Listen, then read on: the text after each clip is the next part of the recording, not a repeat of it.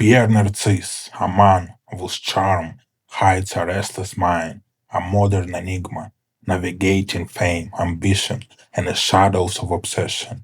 Brilliant, daring, and dangerously self aware, his story is one you can't look away from. Pier Narcisse was born Mudio Mukuta Pier Narcisse de Napoli de Souza on February 19, 1977, in the bustling city of Douala, Cameroon. His first language was French, a reflection of his country's colonial past. Pierre came from a family that valued education and opportunity. His mother had studied in France and later held a high ranking position at a bank in Cameroon, while his father was educated in Germany and went on to build a successful business back home. From a young age, Pierre was passionate about football and had dreams of pursuing a professional sports career, but fate intervened when he suffered a broken leg, forcing him to rethink his path. It was then that music captured his heart. By the age of 13, Narcisse had begun playing the saxophone, immersing himself in the rhythms and melodies that would shape his future. In the 1990s, he took his first steps as a musical entrepreneur, forming a rap group that performed songs in both French and the local Cameroonian dialects, blending cultures and sounds in a unique, youthful expression. Pierre's parents dreamed of giving their son a strong education, so when he reached the right age, they sent him to France, but he was never particularly interested in formal studies. Instead, he devoted himself to creativity, writing songs in his native language and performing with friends in local clubs. Later, his sister, who was studying in Moscow at the time, invited him to join her in Russia. Pierre arrived with ambition and curiosity, first enrolling in an aviation institute, but soon transferring to the People's Friendship University. Later, he continued his studies at the journalism faculty of Moscow State University, balancing academics with his growing passion for music and performance. In Moscow, Pierre initially made ends meet by performing in local clubs, honing his stage presence and charisma. One day, by chance, he attended a casting for Nikita Mikhalkov's film, The Barber of Siberia, and to his own surprise, he landed a small role in the movie. But Pierre's ambitions didn't stop there. He also worked as a radio DJ and became a member of the KVN comedy team, Children of Lumumba, blending humor, music, and performance into his growing artistic repertoire. Pierre Narcisse had a way of walking through any door without hesitation. His natural charm and innate talent made him impossible to ignore, and people were drawn to him effortlessly. Yet behind the magnetic persona and rising career, his personal life was far from calm. It was tumultuous, intense, and often as dramatic as the stage performances he delivered. In 2002, during the selection process for the music reality show Fabricas Vios 2, Factory of Stars 2, Pierre caught the attention of renowned producer Maxim Fadeev. Fadeev wrote the song Shokoladny Zayats, Chocolate Bunny, for him, a track that would propel Pierre to national fame, making him a household name across Russia. The lyrics read, I'm a chocolate bunny, I'm a tender rascal, I'm 100% sweet. Yet, despite the attention and acclaim, Pia had no plans to chase higher artistic heights. Corporate events regularly called for his performances, and the playful hit about the tender rascal brought in a steady income, keeping him comfortably in the spotlight without needing to scale further creative peaks. Before fame found him, Pierre had already experienced love and fatherhood. Back home in Cameroon, long before his rise to stardom, he fell in love with a local girl. Their romance was brief but heartfelt, and from it a child was born. Soon after, Pierre left for Russia to pursue his career, leaving behind not only his homeland, but also his newborn son. Today, that son, Andre, is around 30 years old. He followed a different path, becoming a football player and continuing to live in Cameroon. Those who have seen him say he is the spitting image of his father. A DNA test later confirmed the relationship beyond any doubt.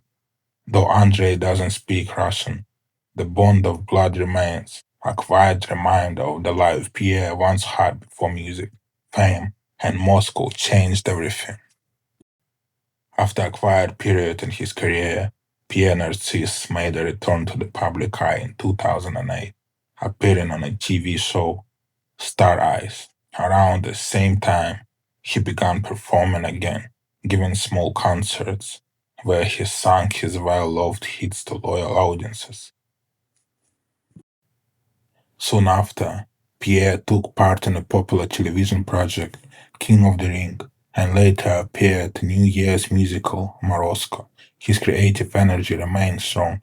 By 2013, together with his close friend and famous producer, Mikhail Grebenshikov, he released two new songs, Sakhalin Love and Kupala. In 2016, Pierre continued to reinvent himself musically, presenting a new set of songs, including Maria, Dream, and Just Dial. Beyond the stage, he stayed true to his athletic roots.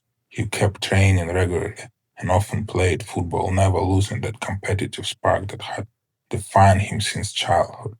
In Moscow, Pierre met a young singer named Valeria Kalachova, who performed under the stage name Manisha. She was bright, ambitious, and drawn to his magnetic energy. For 2 years they courted passionately, and in time he led her down the aisle. Their union felt like a fairy tale, the famous chocolate bunny and his beautiful Manisha, both artists, both chasing dreams in the same unpredictable industry. A year later, they welcomed a daughter, Carolina Cristel. Pierre was radiant with fatherhood.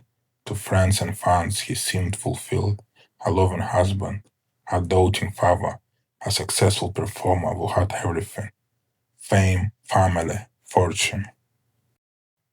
For a moment, it looked like his life had found perfect balance. But fame had its price, and for Pierre, it came disguised as temptation and chaos. In 2017, during an episode of the talk show Говорим и показываем, the speaking show, radio host Mariana Suvorova publicly accused Pierre of rape.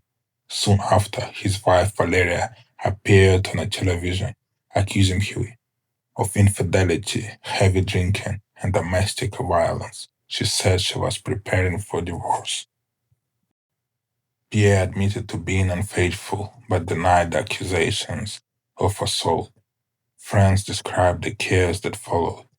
Pierre's marriage to Valeria was as passionate as it was turbulent. He was a fiery man, an African with a restless spirit and a magnetic charm, and faithfulness was never his strongest trait. Women were drawn to him, and he rarely ignored their attention. At some point, however, things began to spiral. Pierre started drinking heavily, and when he came home intoxicated, his temper would flare. What began as a tension between husband and wife soon turned violent.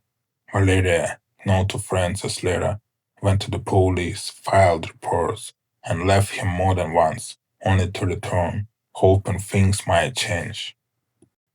But when Pierre crossed the final line and raised his hand against their daughter, Carolina, Lera could no longer forgive him. That moment broke the family apart for good. She snapped, and the marriage ended in divorce. After the divorce, Pierre Narcisse seemed to lose control completely. The drinking worsened, and nothing or no one could stop him. Concerts were being cancelled, and friends and colleagues, unable to handle his volatile temper, began distancing themselves. Pierre still surrounded himself with beauty. He had a distinct preference for dark-skinned women or blonde-haired Slavic beauties. The casting for his music videos was notoriously strict, aged between 18 and 27. and what he called perfect body and facial proportions. Almost every movement who appeared in his videos ended up spending the night with him. Pierre's charm and impulsiveness extended beyond the set. He could easily flirt with or even seduce the wife or a girlfriend of a client who had hired him for a private event. Naturally, this led to frequent conflicts. If there aren't any beautiful girls, then there won't be a video, Pierre would insist. He was obsessed with appearance, and alcohol only fueled that obsession. People around him scolded him constantly, but he kept drinking. He would go on stage in a completely incoherent state. His producer later recalled, the organizers could see what was happening. Even at close events where officials were present, Pierre would say, I'll handle it myself, just a little to warm up the vocal cords. Usually, it was cognac and whiskey, but once he started drinking, he lost all control. There were times when Pier Narcisse couldn't even make it home on his own. His heavy drinking and erratic behavior often landed him in trouble. More than once, he ended up at the police station after inviting women back to his apartment. Several of these women later filed complaints, accusing the singer of being extremely violent and cruel to them. In 2018, Pierre found himself at the center of yet another scandal. Eyewitnesses claimed that he had beaten a man in a bar, while Pierre insisted it wasn't his fault. I didn't start that fight, he said. The eyewitnesses who can confirm it.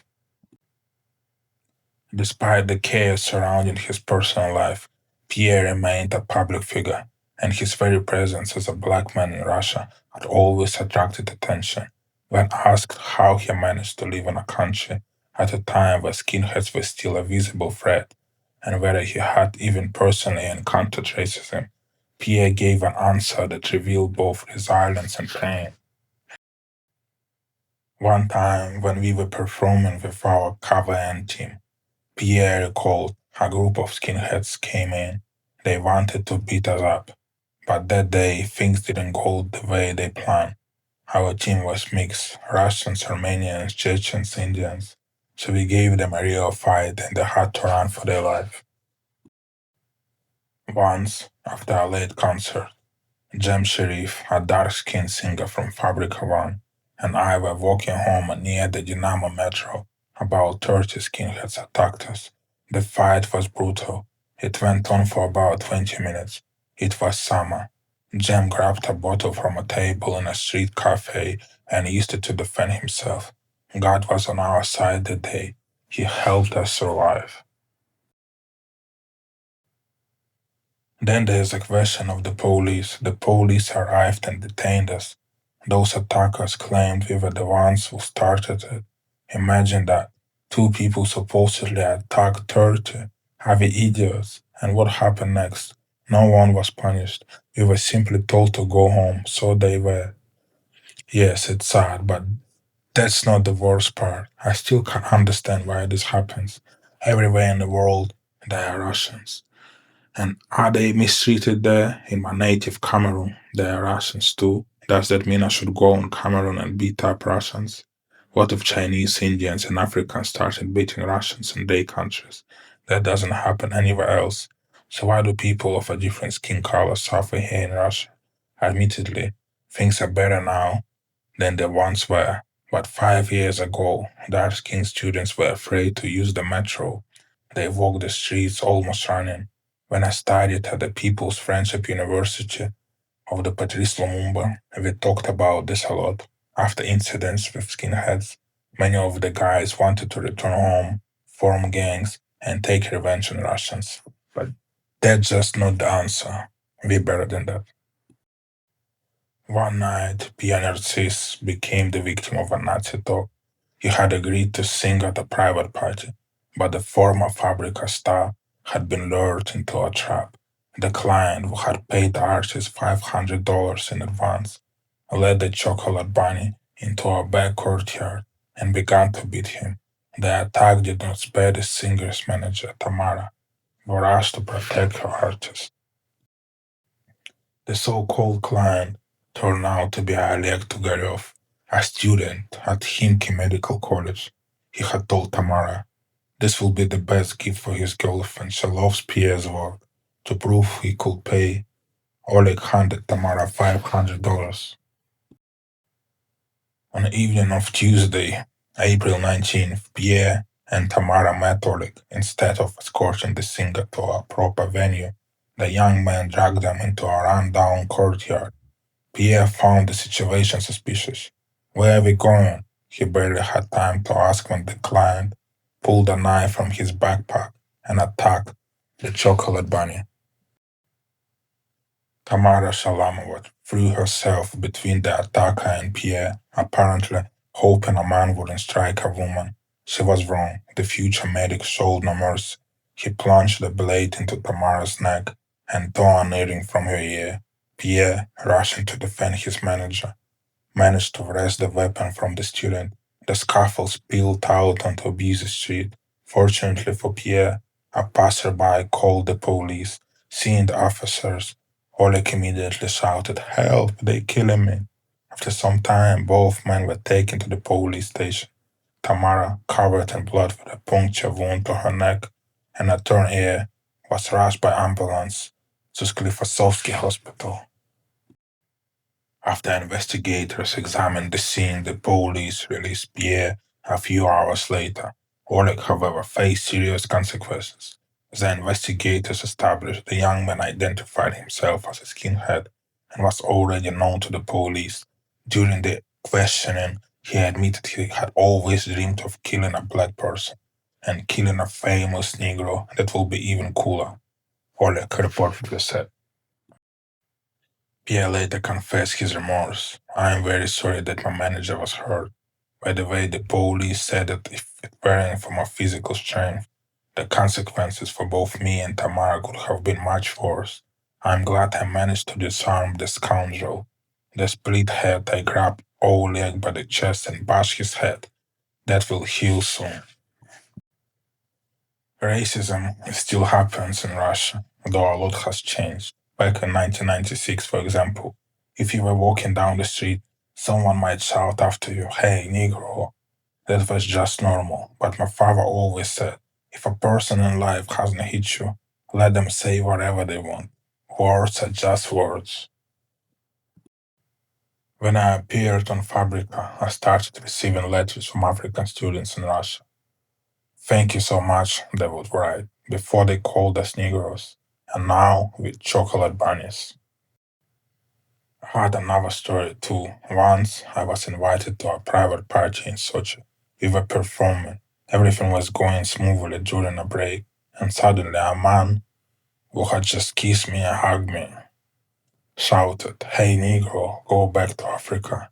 The hall went silent. He was already a drunk, but staff had to escort him to his room. Later, his wife apologized, saying, "I've never seen him like that," she said. The next morning, he was too ashamed even to come downstairs and look me in the eyes. My friends, public figures, sometimes let themselves forget and use the word Negro. Not about me personally, but they use it in general. I take it with a sense of humor. When my daughter started school, I was worried she might be teased. I asked if anyone was bothering her. She replied, "Dad, what are you talking about? Everyone loves me." My daughter is the life of the party. She is lucky. When we studied at the University of Patrice Lumumba, it was impossible to walk past Miklucha Maklai Street. Nazis waited for us along the perimeter. Many people were killed and maimed. Pier Narcisse also was taking part in a charity for the orphan children called "Love Will Save the World," raising money for them and performing. He said, "I believe that when it comes to children, I will never turn away. First of all, I have a child myself. For me, children who are left without parents, when a child doesn't know who their mother or father is, that's terrible. That's why what we are doing today, even if it may seem like a drop in the ocean, in my opinion, is very important. Love, of course, will save the world because when there is love, there is hope. When there is love, we are kind. When there is love, we want to help." Love is everywhere. The first warning signs of bad health came about 6 months before the artist's passing. Pierre began to feel unwell during a concert in Yaroslavl, and immediately after performing, he collapsed. As his producer later recalled, Narcisse was becoming increasingly difficult to work with. Concerts were being cancelled, and his erratic behavior had reached a breaking point. A strong, robust man, he was normally capable of downing 1.5 liters of hard liquor and then taking the stage without issue. But this time it was different. Pierre lost consciousness immediately after the performance. Backstage, the organizer was the one who informed us. Somehow, Pierre made it back to Moscow, but in his apartment he fell ill again, and doctors spent a week administering IV drips. Slowly, he began to recover and even performed at an event in the city. Afterward, he was scheduled to appear on a talk show, only to be rushed away by an ambulance. In a panic, his producer tried to reason with him, insisting that he needed to rest, but Narcisse was determined to keep working. He was set to film another project, a star fight, and he refused to stay in the hospital. He escaped, returned home, and even attended an interview before the event.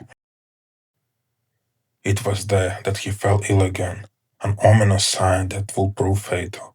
From the hospital, Narcisse called to explain that he was due for surgery. He had kidney stones. His producer and ex-wife scolded him. How could he possibly go on tour in that condition?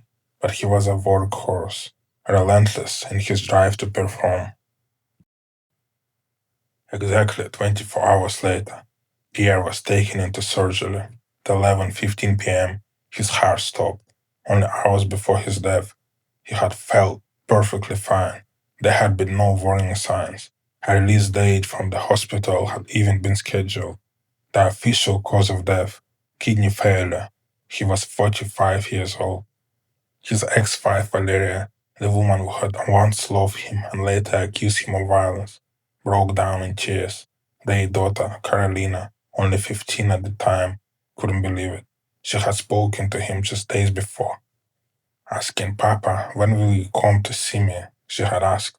Soon, my princess, he replied. Papa is just a little tired. It will be their last conversation. Soon, people began fighting over who had the right to bury him. Pierre had been separated from his wife, yet still legally married. His ex-wife Valeria wanted to bury him near Moscow, close to their daughter, but some of his friends and associates insisted his body should be returned to Cameroon, his birthplace.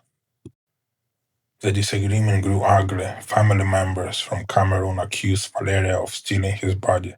She responded that Pierre had wanted to be buried in Russia, his second home, the place where he became famous.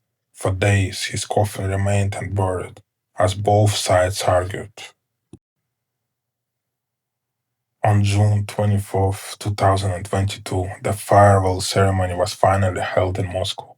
The hall was packed with singers, journalists, TV personalities, producers, and fans filled the space. The atmosphere was heavy with disbelief. Pierre's daughter, Carolina, stood near the casket. She looked like her father. Same eyes, same calm dignity. Valeria stood beside her, holding her hand. People who had once performed with Pierre, members of Fabrica Звезд, all Cavern colleagues and musicians, came forward to speak. They remembered his humor, his energy, and the way he could make anyone laugh.